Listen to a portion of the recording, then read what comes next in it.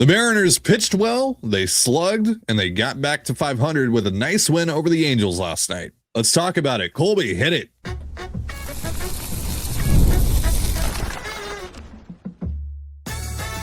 You are Locked On Mariners, your daily Seattle Mariners podcast, part of the Locked On Podcast Network, your team every day.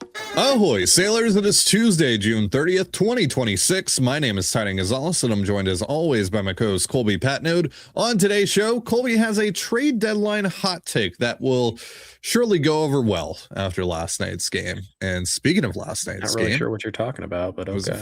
Yeah, you know what you're about to do.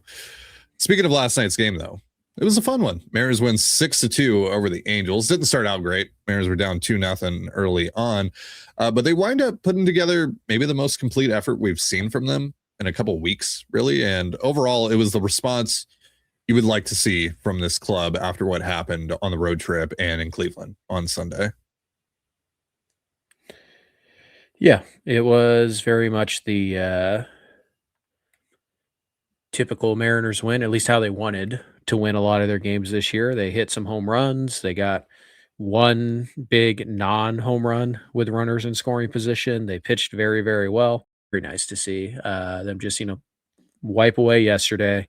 In this case, not having an off day, I think actually helped a little bit. They had to get right back up there and try and win a game without the day off to kind of sit on Sunday's loss. Everybody else in the American League West, except for the Rangers, unfortunately, lost yesterday. So he did gain the game, a couple of the teams that were breathing down your neck a little bit. So that's good. At the end of the day, they slugged. They didn't make the critical error on the bases or in the field. And they pitched very, very well, particularly George Kirby, who I think the Mariners should give a lifetime extension to. Yeah, whatever number he wants. And you will definitely not contradict that at all later on in this episode. Yeah. I tell you, it's not a good episode to be Brian Wu. Tease. It was nice to see because they really needed a game like this. Now, it doesn't matter if they drop the next two. Today's game will be forgotten or yesterday's game will be forgotten. It's good to win the first game of a series, although lately for the Mariners, that hasn't meant a single thing. So yeah, winning the first game of the series hasn't been an issue for the Mariners. No, they put themselves in a great position to win the series, like each of the last 6 series, and they've only won, I think, one. So yeah, good job, guys. But hey, you know what? They also scored more than 3 runs. That is 2 games in a row. Let's start counting those. Yeah. I can't wait for them to get 7 no-hit innings, 7-inning no-hit against Jose Soriano tonight. But the offense actually looked good. And we saw some, good signs from them in Cleveland. They just couldn't get the big hit. They got the big hit yesterday, and they also got the big fly. So it really is a very good game for the Mariners. Very clean, and that's how you want. That's the formula to win games going forward. Just have your starter go 8 innings every single time. Exactly. That's the formula. Cole Young goes 3 for 3 in this one. First multi-homer game of his career. And I tweeted this last night. I also said this in my post-game reaction. For a dude that doesn't hit a ton of homers, he has some crazy pop. And we saw that and then some last night. Yeah. Take stolen from you, huh? You can only have that take, right? I'm the only one. Yep. Okay. Yeah, Cole's, I don't know if he's ever going to hit 20 home runs in a season, but my guess is that if you added up the distance of his, 12 to 15 homers that he's going to hit, it would probably be roughly the same distance as the average 25 home run hitters, 25 home runs would be, because he hits 430-foot bombs. I don't know how many Cole Young homers are below 350. Yeah, he doesn't hit cheap ones, really ever. But yeah, I don't know. He went to dead center and then he went off of the windows. Come on, yeah, crazy. I don't know which one was more impressive, but maybe the one against the lefty. It's crazy. Cole Young learned how to be a switch hitter in the middle of the game, so he could hit that home run against the left-handed pitcher. Since, as we know, lefties cannot hit lefties. So that's right. Especially not Dom Canzone. No, I mean, he only did it for like 100 plate appearances last year and like the 30 or so plate appearances he was given this year. So, Yeah. I mean, there's Sure, just no proof that he surely can. surely his home run against the lefty last night was like his 100th or so plate appearance against a lefty this year, right? Surely. I mean, why wouldn't it be? Yeah. Jesus. Yeah. Right there. Case in point for why we've been pounding the table for Dom Canzone to get more opportunities against lefties. Now, it's funny though, because he has 2 home runs against lefties in the last like week or so. You know, the one against Peyton Tolle against the Red Sox, like a week or so ago, and then the one last night when that actually wasn't a big part of what he did against lefties last year. Like he was hitting for average, he was getting on base, he just wasn't really slugging against lefties last year. But that was still more than good enough for him to get more opportunities than he was getting against lefties so far to start this season. Look, I get picking and choosing your spots with Canzone against lefties, especially to start the year. Mm-hmm. Totally fine, because you and I weren't even really sold on Canzone heading into the season, Colby. So I get that, but giving him basically like 0 plate appearances against lefties, like what are we doing? So I mean, Ty, how else are you going to get 2026 Rob Refsnyder into the lineup 130 times? Yeah, so it's kind of like the Refsnyder thing yesterday where they finally put him on the IL. Like that should have happened a long time ago, as we've talked about, but at least they've finally done it.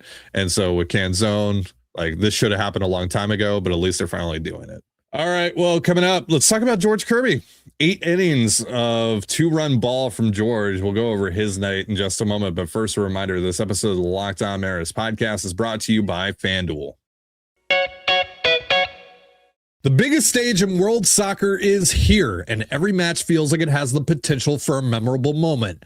One goal can completely change the energy of a game, shift momentum, and alter the outcome in an instant. That's what makes tournament soccer so exciting, from the opening whistle to the final kick. And now, FanDuel is giving fans another reason to stay locked into every match with every goal pays. Bet on a match and get bonus bets for every goal scored in that match.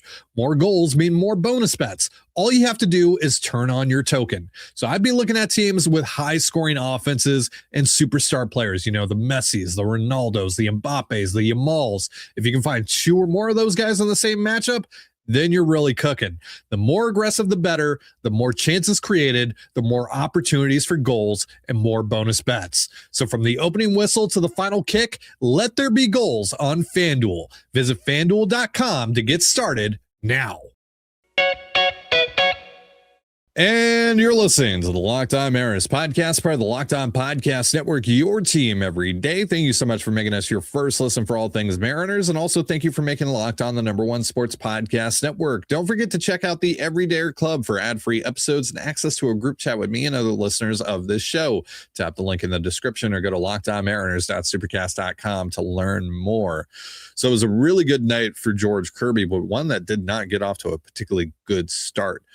Kirby lost Zach Neto on an 0-2 pitch that Neto doubled into the left center field gap and later scored on a single by Denzer Guzman. And then Neto, his next time up, homered to make it 2-0 Angels.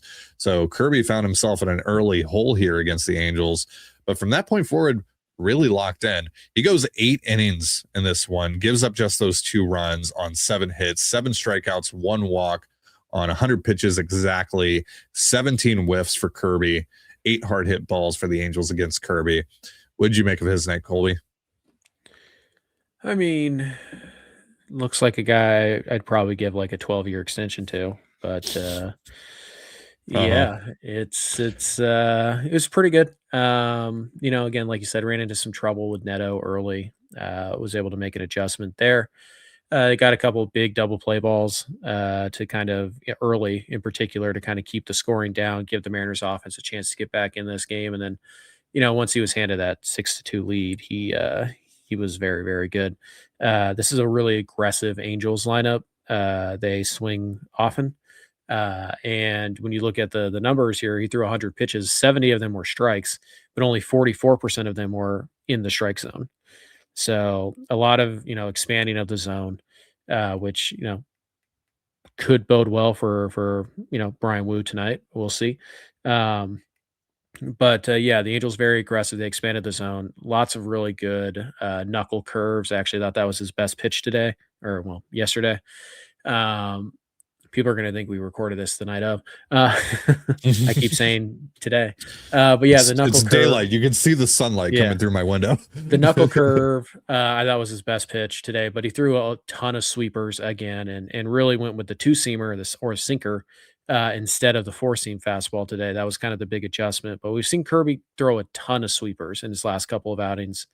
It's definitely a trend that is obviously not matchup based, unless it's the same game plan against the last four opponents. But yeah, he's throwing a ton of sweepers right now, and again the four seamer sinker. Typically, he's more four seam than he is sinker, but yesterday he flipped it and much more sinker than he was four seam. Didn't get a lot of whiffs on either of the fastballs, but pretty good whiff rate on the sweeper. Really good whiff rate on a couple of changeups that he threw, and the knuckle curve. So it was solid overall from George. It really, again, very much helped out by the Angels being uber aggressive, and he got a couple double play balls to keep his pitch count down as well. So, yeah, it was kind of interesting to see them having guys up to start the eighth inning when the pitch count was a really good spot.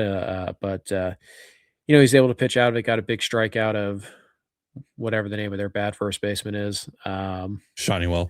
Yeah, get a big strikeout there on the knuckle curve to end his day, and yeah, finally got some smiles out of George.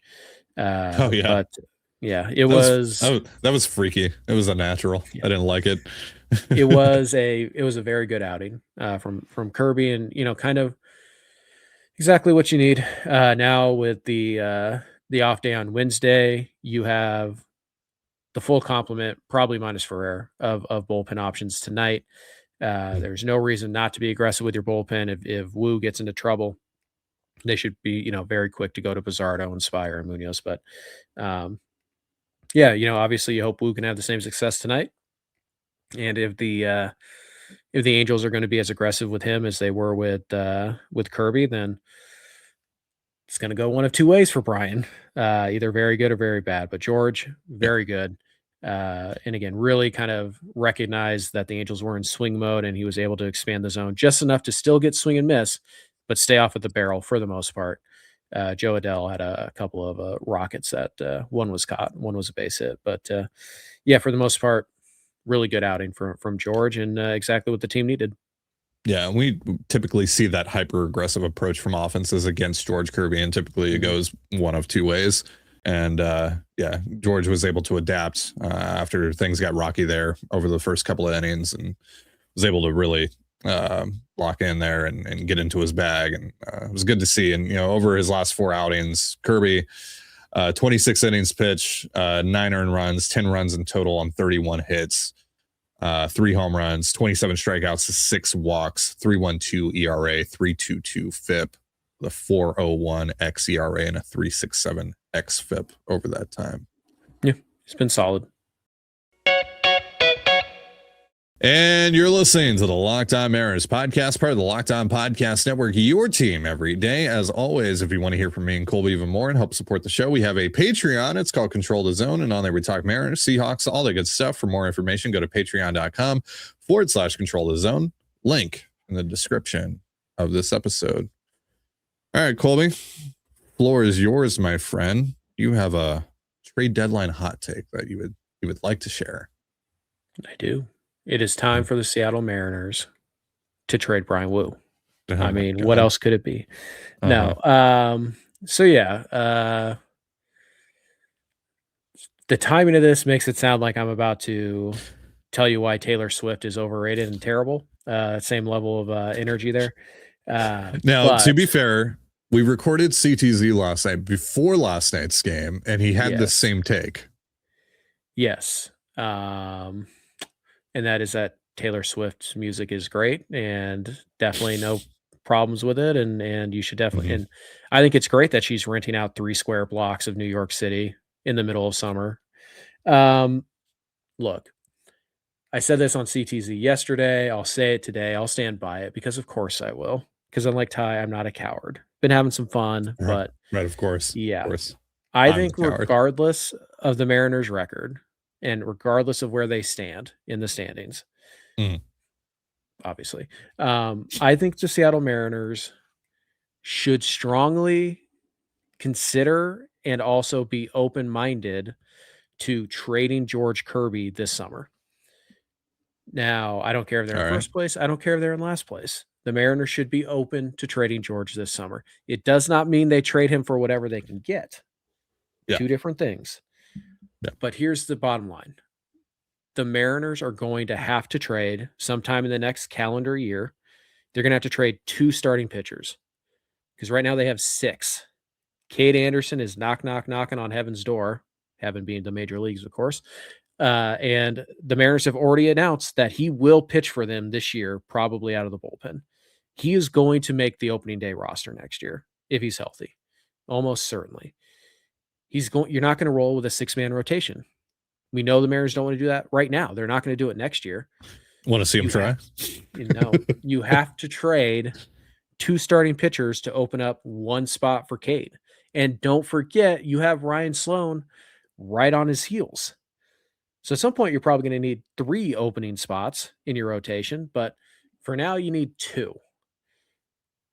We feel pretty comfortable that Luis Castillo is going to be one of those guys, either this summer or this winter, assuming there's an offseason at all, or, considering the offseason never ends, I guess I should say. You're going to trade Luis at some point. It's going to happen. It's more likely to happen in the winter when the money's easier to kind of maneuver and all that, but it could happen this summer.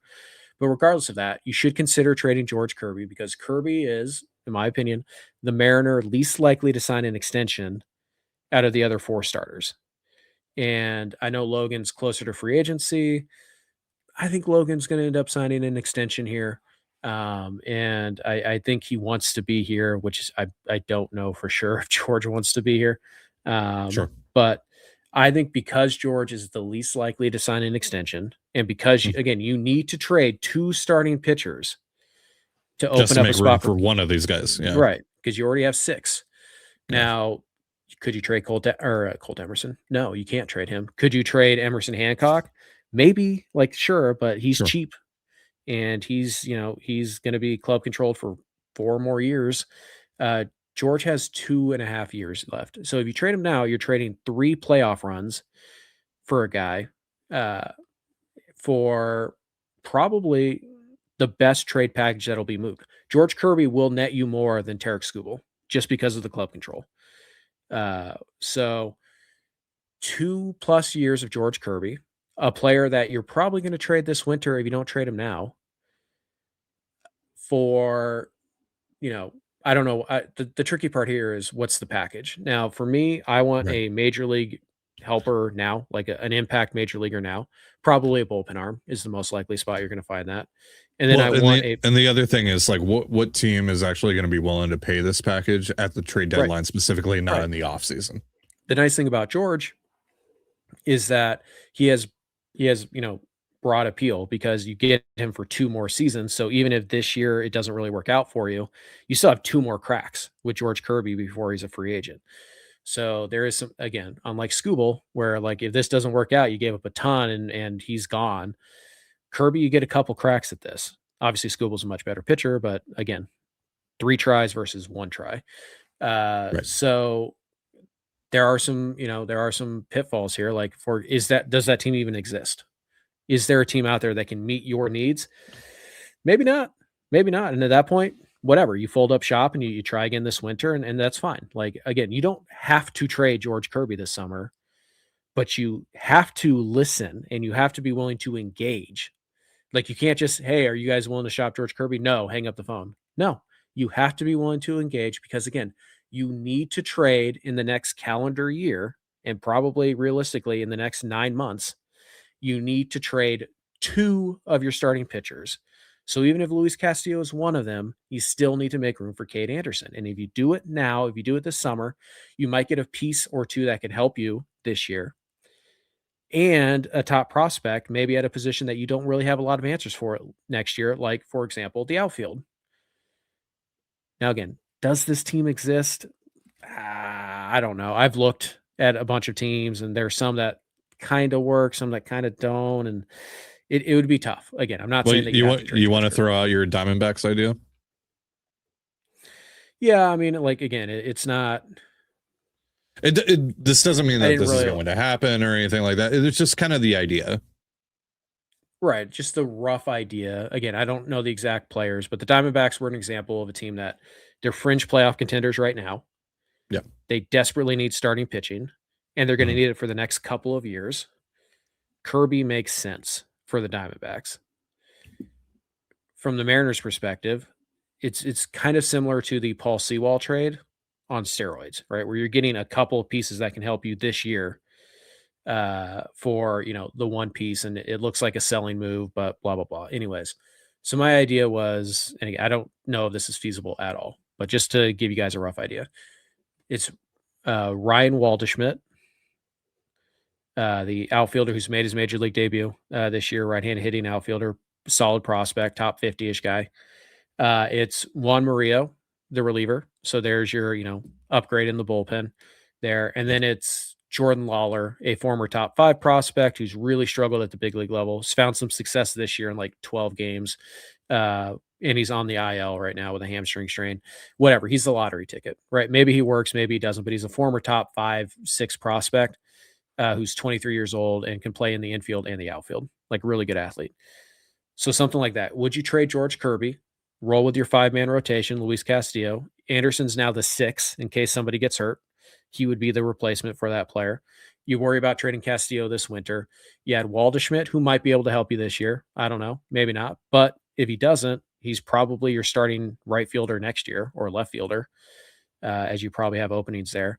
You get Jordan Lawler, who again could be part of your infield mix, could be part of your outfield mix, could be your new super utility guy, could be nothing. Who knows? We don't know what Jordan Lawler is going to be, but you get that for Dan Wilson's sake, that 8th inning, like this is the guy I used before Munoz, and it lets me push down Spire, lets me push down Bizzardo. You get Murillo, who's a really good reliever, having a great year this year. The Mariners saw him when they played the Diamondbacks, filthy stuff. Can you get that for 2.5 years of George Kirby? I think you might be able to get something pretty darn close to that. And I think Arizona is one of the teams that makes the most sense and actually has the pieces that would make the deal make sense for Seattle as well as Arizona. Yeah. Chicago, maybe. The Cubs? Just because they need pitching, but yeah, like I looked at them. It's like Pedro Ramirez or Jefferson Rojas. Like, is that like the headliner that you want? I don't know. I mean, and then who helps you this year? Are you going to get Matt Shaw? Do you even want Matt Shaw? You want Seiya Suzuki for half a season as kind of the major league helper this year? That's a lot of money that you're taking on. Yeah. They're defining the teams that have a needed starting pitcher, not the problem. Mm-hmm.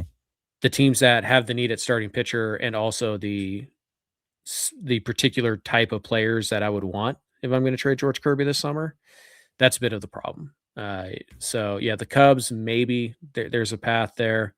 Atlanta, I don't think they have the offensive player I'm looking for in this deal. Lots of pitching prospects, which I don't want to acquire another close to the big leagues pitching prospect. That doesn't help me all that much. Atlanta, though, maybe the White Sox, if they really want to buy into where they're at this year. The Cardinals, if they want to buy into where they're at this year, although again, most of the Cardinals' best prospects are catchers and starting pitchers. And like, I don't think you're getting Jordan Walker right now. So probably not them. Again, there are a few teams that need the starting pitching help. And again, maybe this is also like Milwaukee is a really good one, but unfortunately you look at Milwaukee, you're not going to get Madej.